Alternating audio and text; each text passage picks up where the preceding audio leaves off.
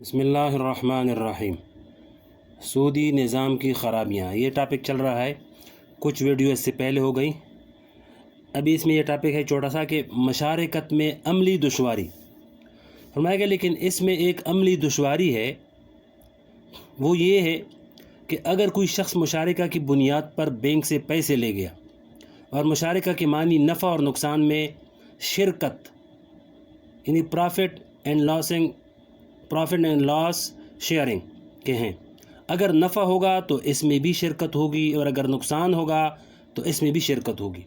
तो अफसोसनाक बात यह है कि ख़ुद हमारे आलम इस्लाम में बददियानती इतनी आम है और बिगाड़ इतना फैला हुआ है कि अब अगर कोई शख्स इस बुनियाद पर बैंक से पैसे लेकर गया कि अगर नफ़ा हुआ तो नफ़ा ला कर दूँगा और अगर नुकसान हुआ तो नुकसान बैंक को भी बर्दाश्त करना पड़ेगा, तो वो पैसे लेकर जाने वाला शख्स कभी पलट कर नफ़ा लेकर नहीं आएगा, बल्कि वो हमेशा ये ज़ाहिर करेगा कि मुझे नुकसान हुआ है। और वो बैंक से कहेगा कि बजाय इसके कि आप मुझसे नफ़े का मुतालबा करें, बल्कि इस नुकसान की तलाफ़ी के लिए मुझे मज़ीद रकम दें। अमली पहलू का ये एक बहुत अहम मसला है, मगर इसका ताल्लुक़ इस मुशारका के निज़ाम की ख़राबी से नहीं है और इसकी वजह से ये नहीं कहा जाएगा कि मुशारका का निज़ाम ख़राब है, बल्कि इस मसले का ताल्लुक़ इन इंसानों की ख़राबी से है जो इस निज़ाम पर अमल कर रहे हैं। इन अमल करने वालों के अंदर अच्छे अखलाक, दियानत और अमानत नहीं है, ईमान कमज़ोर है। और इसकी वजह से मुशारका के निज़ाम में ये ख़तरात मौजूद हैं कि लोग बैंक से मुशारका की बुनियाद पर पैसे ले जाएंगे और फिर कारोबार में नुकसान दिखाकर बैंक के ज़रिए डिपॉज़िटर को नुकसान पहुँचाएँगे। इस दुश्वारी का हल, लेकिन ये मसला कोई नाकाबिल हल मसला नहीं है और ऐसा मसला नहीं है कि इसका हल नहीं निकाला जा सकता। अगर कोई मुल्क इस मुशारका के निज़ाम को इख्तियार करे तो वो बआसानी ये हल निकाल सकता है कि जिसके बारे में ये साबित हो कि इसने बददियानती से काम लिया है और अपने अकाउंट्स सही डिक्लेयर नहीं किए, तो हुकूमत एक मुद्दत दराज के लिए इसको ब्लैक लिस्ट कर दे और आइंदा कोई बैंक इसको फाइनेंसिंग की कोई सहूलत फराहम न करे। इस सूरत में लोग बददियानती करते हुए डरेंगे। आज भी जायंट स्टॉक कंपनियां काम कर रही हैं और वो अपने बैलेंस शीट शाया करती हैं और इस बैलेंस शीट में अगरचे बददियानती भी होती है, लेकिन इसके बावजूद इसमें वो अपना नफ़ा ज़ाहिर करती है। इसलिए अगर मुशारका को पूरे मुल्क की सतह पर इख्तियार करें तो इस हल को इख्तियार किया जा सकता है। अलबत्ता जब तक मुशारका को मुल्क की सतह पर इख्तियार नहीं किया जाता, इस वक्त तक इनफरादी इदारों को मुशारका पर अमल करना दुश्वार है। लेकिन ऐसे इनफरादी इदारे सेलेक्टेड बातचीत के ज़रिए मुशारका कर सकते हैं। दूसरी मुतबादिल सूरत इजारा। इसके अलावा इस्लाम की सूरत में अल्लाह ताला ने हमें एक ऐसा दीन अता फरमाया है कि इसमें मुशारका के अलावा बैंकिंग और फाइनेंसिंग के और भी बहुत से तरीके हैं। मसलन एक तरीका इजारा का है, लीजिंग। वो ये है कि एक शख्स बैंक से पैसा मांगने आया और बैंक ने इससे पूछा कि तुम्हें किस चीज़ के लिए, किस ज़रूरत के लिए पैसे चाहिए। उसने बताया कि मुझे अपने कारखाने में एक मशीनरी बाहर से मंगा कर लगानी है। तो अब ये बैंक इस शख्स को पैसे ना दे, बल्कि ख़ुद इस मशीनरी को ख़रीद कर इस शख्स को किराया पर दे दे। इस अमल को इजारा कहा जाता है, लीजिंग। अलबत्ता आजकल फाइनेंसिंग इदारों और बैंक में फ़ाइनेंशियल लीजिंग का जो तरीका राइज है वो शरीयत के मुताबिक नहीं है। इस एग्रीमेंट में बहुत सी शक्कें शरीयत के ख़िलाफ़ हैं, लेकिन इसको शरीयत के मुताबिक आसानी के साथ बनाया जा सकता है। पाकिस्तान में मुतअद्दिद फ़ाइनेंशियल इदारे ऐसे कायम हैं जिनमें लीजिंग एग्रीमेंट शरीयत के मुताबिक हैं। इसको इख्तियार करना चाहिए। तीसरा मुतबादिल सूरत मुराबहा। इसी तरह एक और तरीका है जिसका आपने नाम सुना होगा, वो है मुराबहा फाइनेंसिंग। ये भी किसी शख्स से मामला करने का एक तरीका है जिसमें नफ़ा पर वो चीज़ बेच दी जाती है। फ़र्ज़ कीजिए कि एक शख्स बैंक से इसलिए कर्ज़ ले रहा है कि वो ख़ाम माल यानी रॉ मटेरियल ख़रीदना चाहता है, तो वो बैंक इसको ख़ाम माल ख़रीदने के लिए पैसे देने के बजाय वो ख़ुद ख़ाम माल ख़रीद कर इसको नफ़ा पर बेच दे। ये तरीका भी शरअन जायज़ है।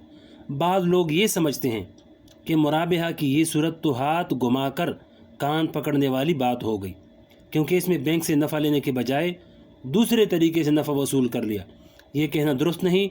इसलिए कुरान करीम ने फरमाया है, وَأَحَلَّ اللَّهُ الْبَيْعَ وَحَرَّمَ الرِّبَا، یعنی اللہ تعالیٰ نے بیع کو حلال کیا ہے اور ربا کو حرام کیا ہے۔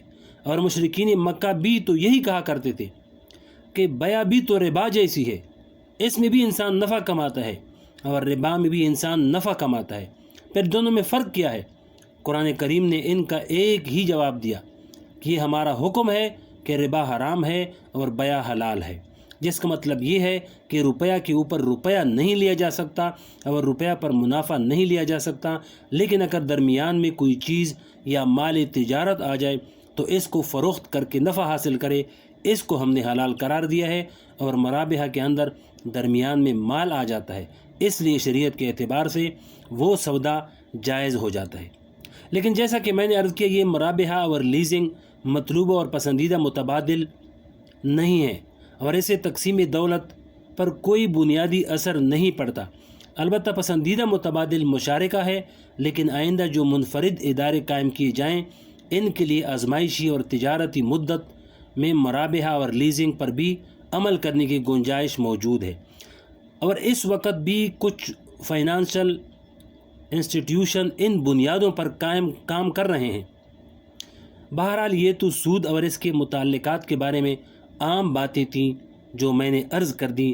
سود سے متعلق ایک مسئلہ اور ہے جس کی صدائے بازگشت بار بار سنائی دیتی ہے، وہ یہ ہے کہ بعض لوگ یہ کہتے ہیں کہ دارالحرب جہاں غیر مسلم حکومت ہو وہاں سود کے لین دین میں کوئی کباہت نہیں، وہاں غیر مسلم حکومت سے سود لے سکتے ہیں۔